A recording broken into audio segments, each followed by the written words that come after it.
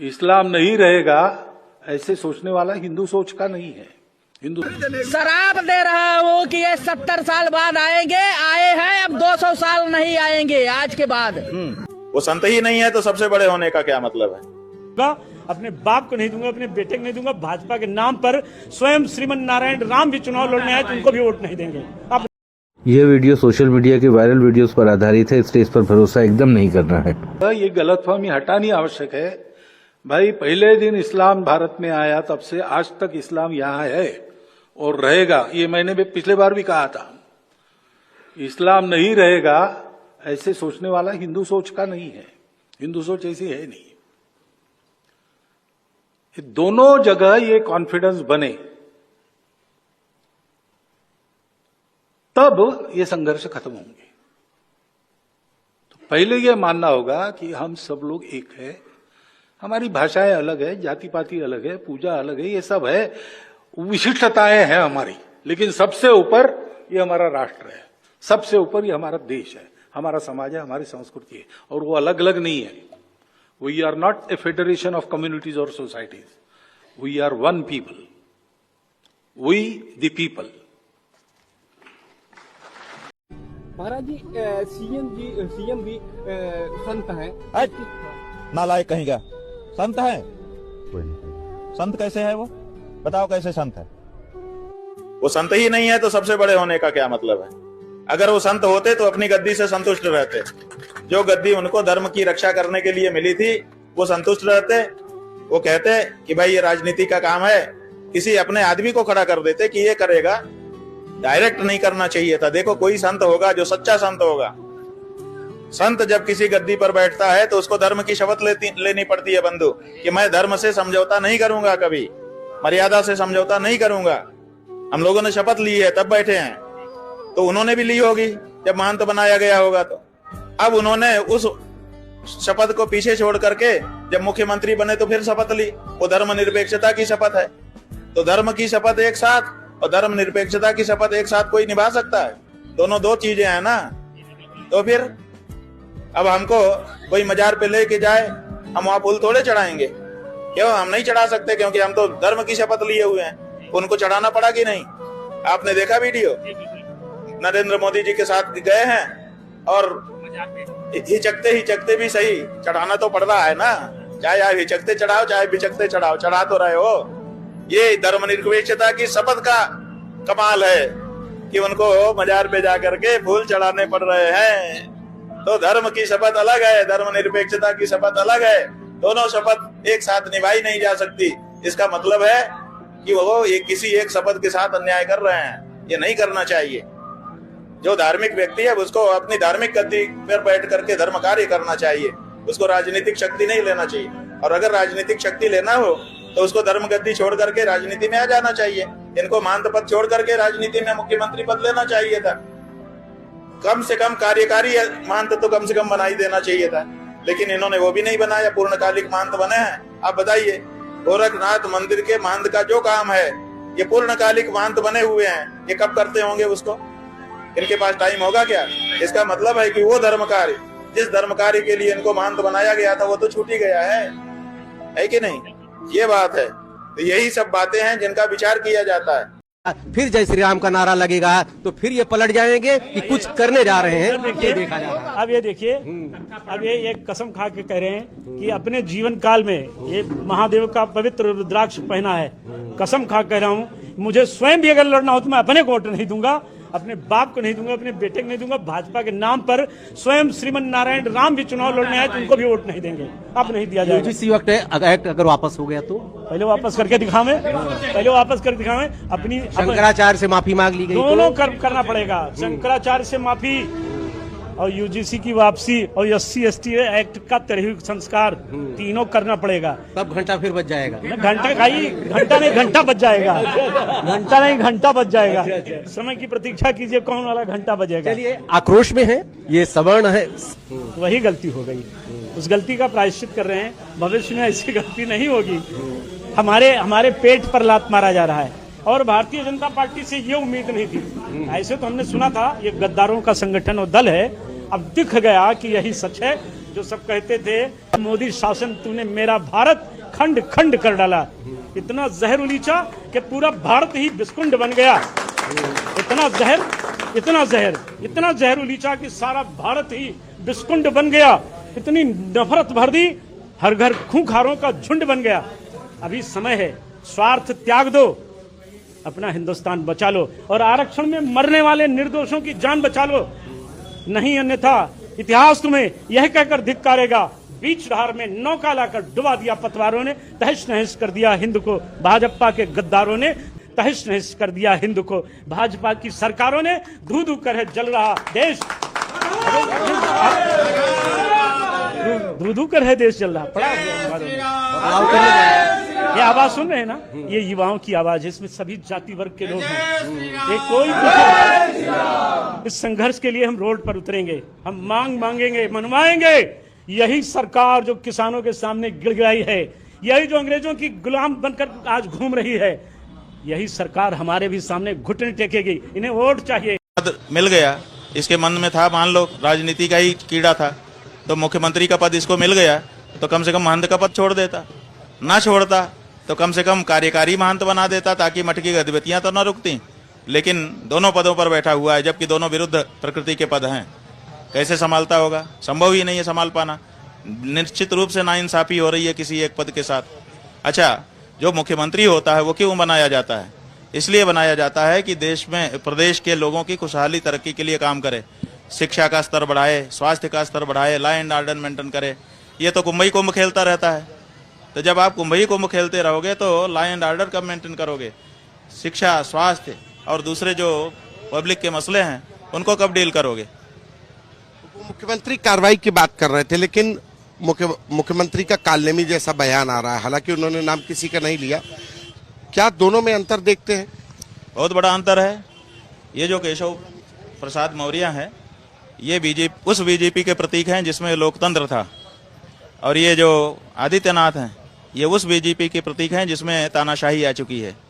तो दोनों इस समय भाजपा अंतर्द्वंद्व में जूझ रही है। वहाँ पर कुछ लोग तानाशाही कर रहे हैं और कुछ लोग लोकतांत्रिक मूल्यों वाले हैं। जो लोकतांत्रिक मूल्य वाले हैं वो इस समय घुट रहे हैं, घुट घुट करके बीजेपी में रह रहे हैं, और जो तानाशाही प्रवृत्ति वाले हैं वो फ्रंट पर ला दिए गए हैं और तानाशाही कर रहे हैं। एक सवाल कि धर्म युद्ध है या राजनीति युद्ध हो गया है? ये धर्म युद्ध है, पूरी तरह से धर्म युद्ध है। धर्म में ही मर्यादाओं की रक्षा के लिए युद्ध होते हैं, राजनीति में युद्ध नहीं होता है। ये तो कारण है, मैंने बताया ना, ये मुसलमानों की साजिश है भाई। मुसलमानों का जो सर्वोच्च थिंक टैंक है उसकी साजिश है। उन्होंने इसके लिए अरबों खरबों डॉलर डाले हैं। उन्होंने इसके लिए हजारों वेश्याओं का सहारा लिया है। हमारे हजारों लोग हैं जिनको वो बड़े बड़े धर्माचार्य हैं। जितने भी लोग हमारे दुबई जाके कथा करते हैं वो कथा थोड़ी करते हैं, वो वहां जाते हैं पैसे के लालच में और जाकर फंस जाते हैं, फिर ब्लैकमेल होते हैं। आज देखिए, उनमें से एक भी आप देख लीजिए, जितने भी लोग, आप पिछले 20 साल का रिकॉर्ड उठाइए, जितने भी लोग, ज्यादातर लोग दुबई गए हैं वो ब्राह्मण हैं या बनिए हैं या क्षत्रिय है। एक भी उनमें से यूजीसी के इस एक्ट का विरोध नहीं कर रहा। वो कर ही नहीं सकते। जैसे ही वो करना शुरू करेंगे, उनकी सीडियां, उनके फोटो और उनके जो लिफाफे उन्होंने लिए हैं हराम के, वो सब दुनिया के सामने आने लगेंगे। वो बोल ही नहीं सकते। अच्छा, एक ऐसा मुद्दा है जिसमें अगर फॉर एग्जांपल दलितों पर कहीं अत्याचार हो जाए तो विपक्षी पार्टियां, चाहे मैं आजाद समाज पार्टी चंद्रशेखर रावण की बात करूं, चाहे आपके कांग्रेस की बात हो, समाजवादी पार्टी की बात करूं, चंद्रशेखर रावण को आप विपक्षी मत मानिए। वो तो भारतीय जनता पार्टी ने अपना एक पप्पू खड़ा किया है, वो तो बी टीम है।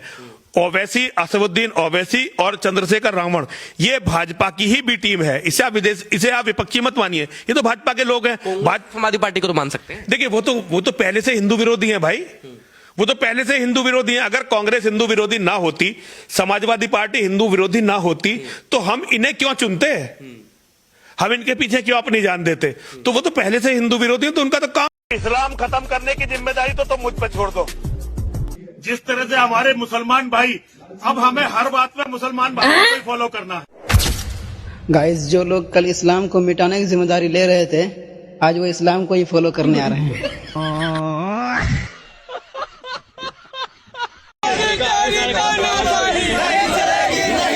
कि ऐसा काला कानून को वापस किया जाए, अन्यथा सवर्ण समाज चुप नहीं बैठेगा। यूनिवर्सिटी ग्रांट्स कमीशन यानी यूजीसी की नई गाइडलाइंस का विरोध हो रहा है और इन्हें वापस लेने की मांग की जा रही है।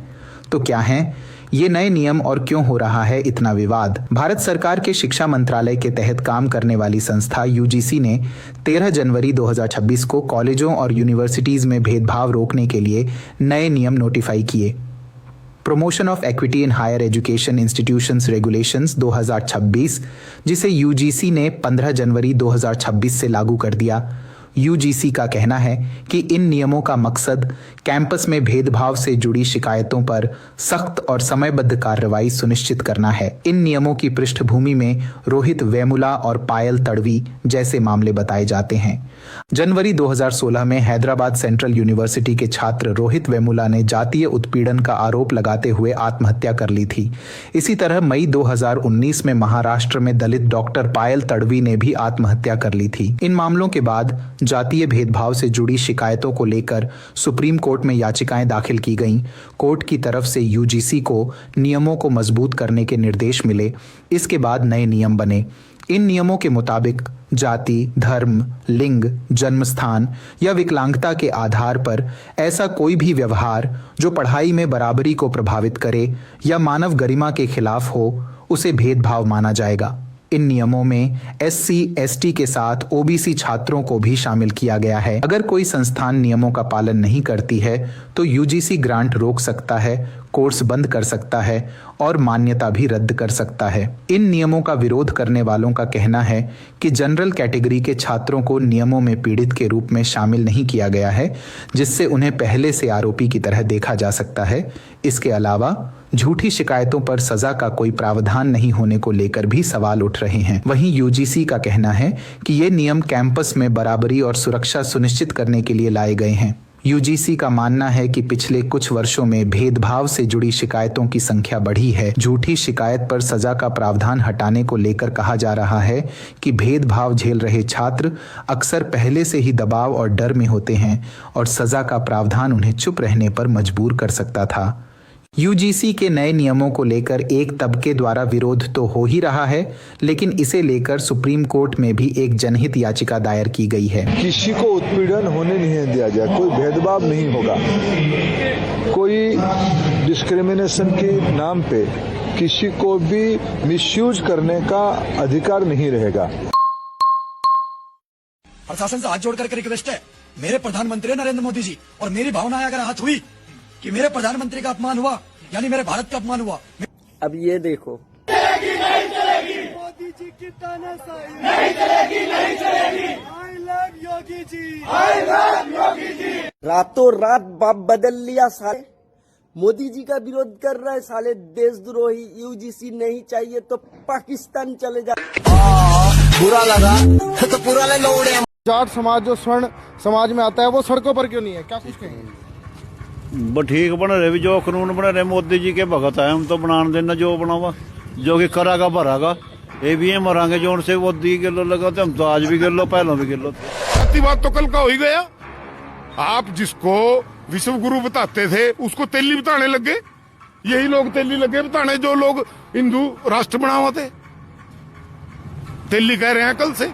इससे ज्यादा अपमान क्या होगा और इससे ज्यादा जातिवाद क्या होगा? आगे तो अभी से जातिवाद पे ये लोग ये कहते थे ना हमें यूनिवर्सिटी चाहिए, ना कॉलेज चाहिए, हमें मंदिर चाहिए। सेना कमजोर करी जब ये लोग सड़कों पर नहीं आए। देश का रुपया टूटा, लोकतंत्र खत्म होने लग रहा। ये लोग आज लग सड़कों पर नहीं आए। अब ये हिंदू राष्ट्र को भूल के मोदी जी को भी तेली बिताने लग गए, सड़कों पर आज। क्यों भाई? कहाँ गया जाति पाति का छोड़ो नारा? कहाँ गया?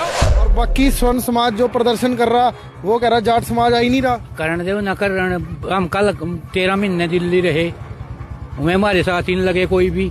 अच्छा, जिन किसानों का डंडे लगे जट्टों का कहाँ थे वे लोग? वह तो नहीं लिखड़े जिद। अच्छा, तो जो कर रहा काम बढ़िया कर रहा मोदी, अच्छा है, ठीक है। पूरी मरोड़ है जट्टों की। हाँ, जट्टों की। मतलब कि तुमने पहले हमारा साथ नहीं दिया, अब हमने नहीं देना साथ। हम नहीं देना साथ। जो कानून बन रहा है बढ़िया बन रहा है। जाट समाज को उस टाइम किसानों को कहीं कहा था आतंकवादी हैं, पाकिस्तानी हैं, कितने एलिगेशन लगाए थे। हम तो ऐसा कुछ नहीं कर रहे हैं। हम तो कहें भी ठीक है कर रहे करो, पता लगेगा आंदोलन करने का कि आंदोलन कैसे हो। ये देखिए 1 2 3 4 5 6 इस्तीफे ही इस्तीफे, और ये सारे इस्तीफे भाजपा नेताओं के हैं। लोग भाजपा के झंडे अब अपनी छतों से उतार कर फेंक रहे हैं। पश्चिमी उत्तर प्रदेश में तो अपनी अपनी दीवारों पर लोगों ने पोस्टर लगा दिया है कि भाजपा के लिए अब उनके दरवाजे बंद हो चुके हैं। यहाँ तक कि मेरठ में लोग कसमें खा रहे हैं कि अब वो भाजपा को वोट नहीं देंगे। हम सभी जलावा ग्रामवासी शपथ लेते हैं ये जो काला कानून यूजीसी बिल केंद्र सरकार लाई है मोदी सरकार लाई है जब तक ये वापस नहीं होता हम मोदी सरकार को वोट नहीं देंगे। कसम खाते हैं मोदी सरकार मुर्दाबाद। यूजीसी का विरोध करने वाले ये सब वही लोग हैं जो कल तक किसी नागरिक को भाजपा की नीतियों से दिक्कत होने पर पाकिस्तान चले जाने की नसीहत देते थे। आज जो लोग त्राहिमाम कर रहे हैं, ये सब वही लोग हैं जो कल तक मोदी को भगवान बताते थे। दुग्गल साहब को जानते हो आप? दुग्गल साहब कौन थे? सुनो। वो गोवा में पुलिस इंस्पेक्टर थे। एक चोर ने सर पे डंडा मार दिया, तब से उनके ब्रेन में ब्लड क्लॉट हो गया है। तो वो क्लॉट जहाँ रुकता है वो हिस्सा बेकार हो जाता है। तो कभी अंधे होते, कभी बहरे होते, कभी गूंगे होते, और कभी उनके रिश्ते उनसे हो सकते हैं जिसके बारे में आप सोच भी नहीं सकते। हड़प्पा की खुदाई में मिले हैं कुछ साक्ष्य, जिसमें आज मैं दिखाता हूँ कि दुग्गल साहब के रिश्ते किससे किससे थे। सबसे पहले बुद्ध के साथ सुखद रिश्ते के बारे में बताएं आप दुग्गल साहब। बुद्ध के साथ मेरा एक और संबंध भी है जिसमें अद्भुत संयोग भी है और जो बहुत सुखद भी है। बोहरा समाज के साथ पुराना रिश्ता।